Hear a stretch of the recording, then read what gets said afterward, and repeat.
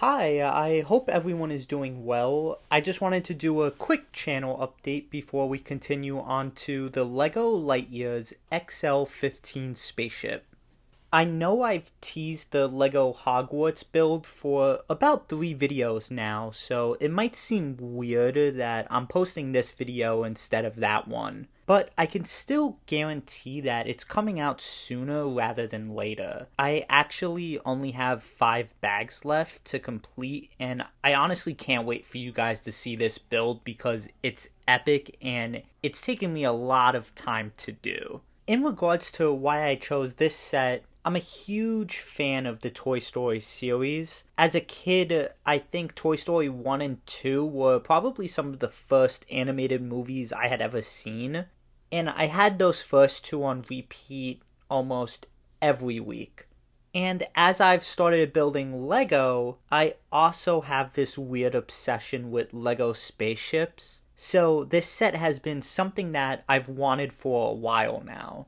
Being that this build and the editing will only take me a few hours to complete, I figured this video would be perfect to hold you guys over until Hogwarts is finally completed. On other news, I'm also planning another video essay on a certain movie and the franchise it's attached to.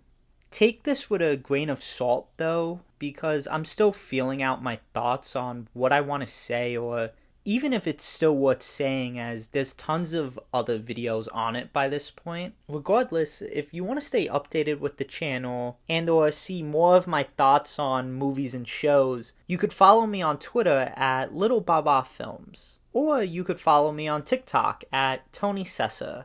I might post a few hot takes here and there, but I love discussing them in the comments. Anyway, without further ado, I hope you guys enjoy the video. And here are some details about LEGO Lightyear's XL-15 Spaceship. To infinity and beyond! Based on the most recent Disney Pixar film Lightyear, the XL-15 Spaceship is Buzz Lightyear's spacecraft. For $49.99, set number 76832 comes with 497 pieces, including 3 minifigures: Buzz Lightyear, Mo Morrison, and Darby Steele, as well as a cat minifigure of Buzz's robot friend, Socks. The XL-15 comes with a few accessories such as a rocket launcher, harpoon gun, and a display stand. With the display stand, the ship measures over 6 inches high, 10 inches long, and 7 inches wide. Lastly, for features, the build comes with a cockpit that could be opened to fit Buzz and Socks inside the ship. And it even comes with a removable hyperdrive, which is the MacGuffin of the film. And that's about all the details I have regarding this set, so on to the build. It's a secret mission in uncharted space. Let's go!